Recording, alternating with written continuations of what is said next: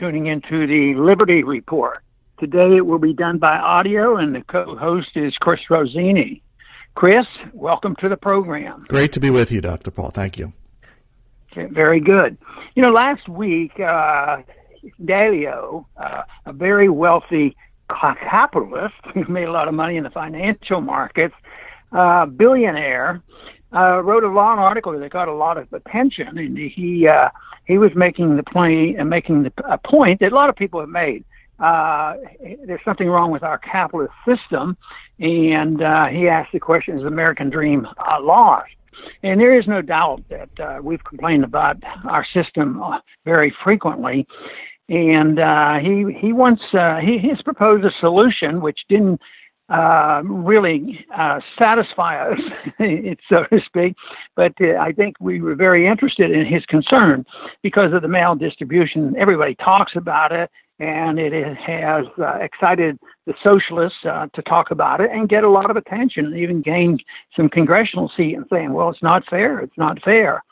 But I think the thing that I want to talk about today, Chris, and I know you're versed in this, is this whole idea of the casual reference to what we have. Capitalism isn't working. We have to do something about it. Socialists said, get rid of this capitalism. And Dalio said, oh, what we need is just to tinker with it. We reform it, and we know about what reforms are. And one of my contentions is that we don't have capitalism. But of course, my definition of capitalism may be different than theirs. My understanding of capitalism, which is not a conventional understanding, is that when people work hard and spend what they need to live on, they have money left over, they either save it or invest it, and that's capital. You have to earn it, and that's where it comes from. Today, that is not looked at. A lot of people believe that we have capitalism, but it doesn't come from savings. It comes from something called the Federal Reserve System, which causes all this distortion and causes this class warfare that's going on. So I'm not always anxious to use the word capitalism without a definition. I like to talk about free market and why the type of system we have today does deserve criticism, does deserve change, but it shouldn't be used as a whipping boy for us to get rid of free markets. That is where I have my strong disagreement. And Chris, I would think that you're not very anxious to perpetuate what we have, and that you would have a question about so-called reforms. That's correct, Dr. Paul. And I really think it's an insult to the average American's intelligence for Ray Dalio to blame capitalism or that capitalism has failed, because you would have to know zero American history to come to that conclusion. The America's founding fathers created a constitution to chain down the government. They wanted a small government and maximum freedom. And that shook the world, that idea. And the amount of wealth created in America reflected that. But then around to the late 1800s, everything changed. The desire for a big government arose and was accepted by the American people and by the presidents. And the time was over for laissez-faire, as they said. They were going to get rid of economic freedoms from, we could start at Lincoln all the way to FDR to our current day. And they were very blunt about it. They didn't hide behind euphemisms. And today we have the biggest government to ever exist. That's not what America's founders, the Constitution was for. So to blame capitalism is a total cop-out, and it's not true at all. Right, and that's the goal of this program today, is to try to expose that and get people thinking in the right direction. Well, one of the early tip-offs in his articles appeared, I think, in the first part of his article, and that was that the author explained that he had just donated $100 million to the public school system in Connecticut.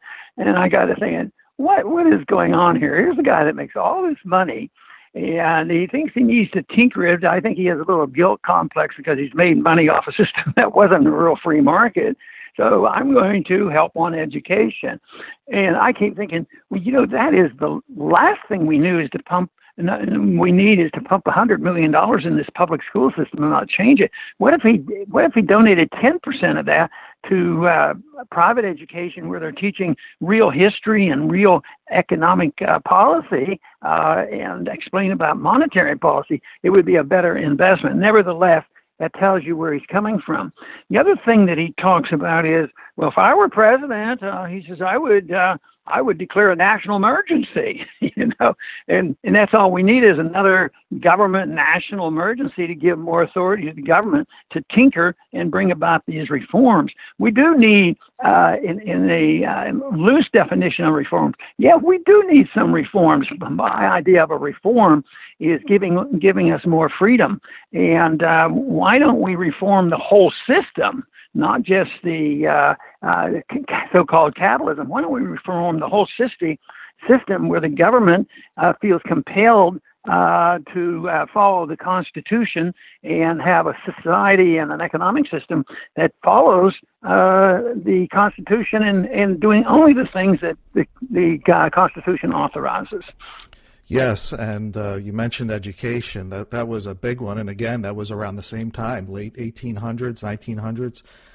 I think many Americans would be surprised if they looked at Karl Marx's 10 planks of the Communist Manifesto. They'd be surprised at how much America has adopted from that Communist Manifesto.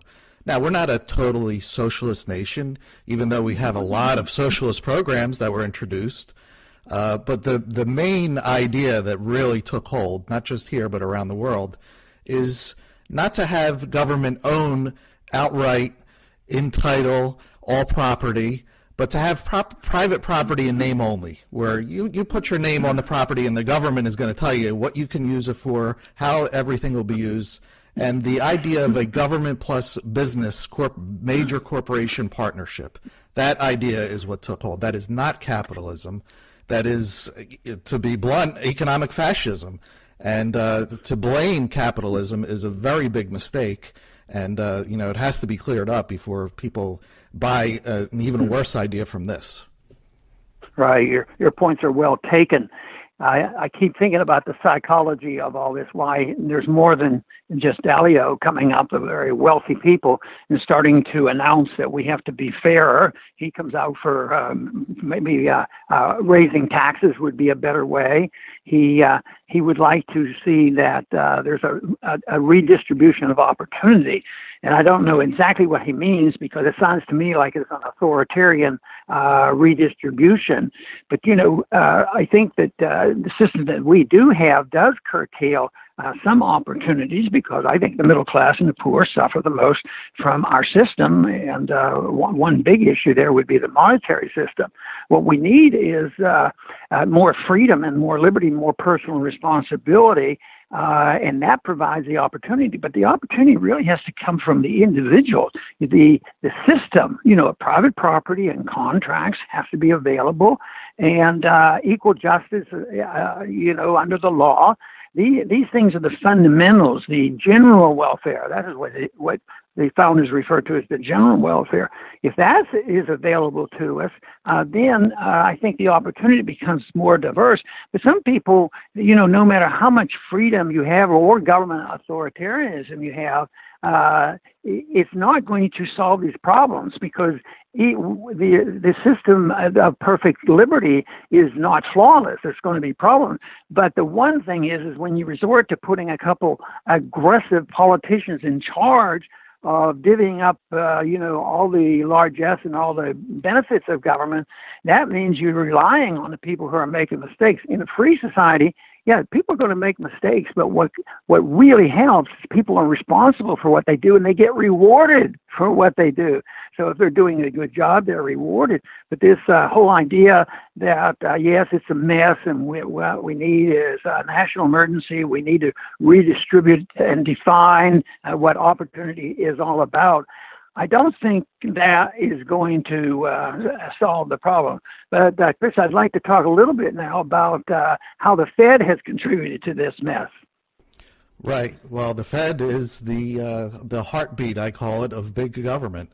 It's government's piggy bank. Whatever government wants to pay for, the Fed is always there to create money and to finance it. So the government doesn't have to come to us to ask us. I mean, they do. There's votes and which way to go, but the way is always which way should government get bigger, and that's basically the only choices we're given. And the Fed is always there to finance it. And when they do so, they destroy our savings, our purchasing power. The value of our money is going down. You could see it. I see it all the time in the supermarket, how much things are costing. It's the same food, same stuff, but the value of the money is now less. And that is what's hurting people hard. And they're trying to cop out by blaming free markets, capitalism, when it's nothing of the sort. Yes, and right now they're talking about Fed changes, the president on down, and everybody's goal is to get 2% inflation, prices going up at a rate of 2%, which makes absolutely no sense whatsoever, as if you had 2%, maybe 3% would be better, and they have no control of it. So it's the silliest argument I think we've ever heard on monetary policy. But some things that have especially helped the rich get richer under the system we have today is the money is free. The people who have ready access to it before it loses any value are the banks and the rich corporations, the internationalists, and the people who receive our money overseas. So in many ways, we export our inflation. Individuals do it too. Our consumers do it because there's a lot of debt out there. Consumers borrow money a lot. There's easy money, and they buy stuff, run up their credit cards. And then they say, well, I'm going to buy the best price. So they buy Chinese products. So that money goes overseas, and it doesn't immediately hit us, but it causes a problem. The other thing that's really, use this word cautiously, inflated is the debt. That's what grows by leaps and bounds. And even the average person doesn't mind that too much because it might make it a little easier for them to get a mortgage, but they never worry about the housing bust like we had and like we'll probably get again. So they don't worry about the debt and the borrowing when they can get through college and, just have student loans. But people are recognizing now that they're never going to get paid back. So this system is setting the stage for a reconciliation of this. And corporations, I don't think Bezos has to worry about, a tightened money supply. I mean, he has so much and the wealthy has so much. They're not worried about this at all. So when the crunch comes, which it will, it is the average person that suffers. Another point I want to make on how this system has been bad for the middle class is if you go back to 1971, the last time we had any linkage to any currency to gold, we severed the link to gold with the breakdown of the Bretton Woods Agreement. And since that time, real wages essentially haven't gone up. So yes, wages go up, and they'll say, well, they're short money. So that's mandate that everybody gets a $15 minimum wage, whether they've increased productivity or not, and just interfere and declaring that governments know what wages should be.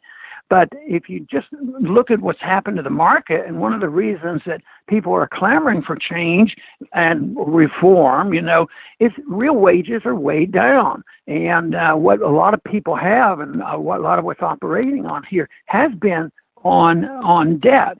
But the money going into these corporations is fed into huge bonuses.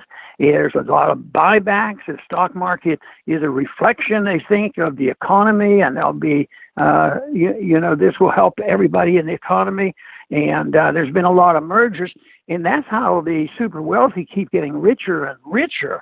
But manufacturing in this country has not kept up with all this activity.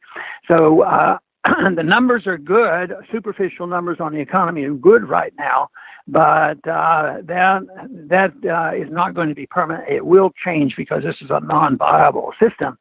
So I don't know what you're voting for, Chris, but I'm still voting for sound money and limiting the size of government and deal with this problem in a real way. The difference between the rich and the poor, because Dalio is right. This could lead to some trouble. A lot of people are saying this, and I certainly agree with this. The anger out there is going to get worse if we don't come up with a reasonable solution. I agree, Dr. Paul. We're doing our best here, but I'll finish here by with a silver lining. My thoughts are that despite all this government that has been imposed on the American people, we still live better than the vast majority of people who have ever lived on this earth. And that's a powerful testament to what America's founding created. Even despite all that we have to put up with today, we're doing okay. And that's because we are inherently free. We always have imagination. The government could put up a roadblock and there's 10 ways around it. So we always have that. But we can do with a lot less of this government. And, when their mistakes are exposed, it's important to point out that it's their mistakes. It's not the mistake of freedom or capitalism. And if that road is taken, then who knows how great the future could be for freedom. Yes, and I think that point is well taken, because the wealth has been outstanding in spite of all these shortcomings. Even since 1971, a lot of wealth has been developed, a lot of development. One of my beefs is there's tremendous technological development, but most of it goes in support the constant wars that we're fighting. But no, the standard of living, generally speaking, has gone up. But the one concern I have about this is people become totally enamored by materialistic issues. How do I get more stuff, more stuff? They don't say, how do I maintain my liberty? They talk about how you get more stuff. Well, I've come up short, so I want the government to give me free this and free that. And they demand it, and they concentrate on stuff, whether it's Wall Street or Main Street, and free lunches and free school and free medicine, because they say this is it.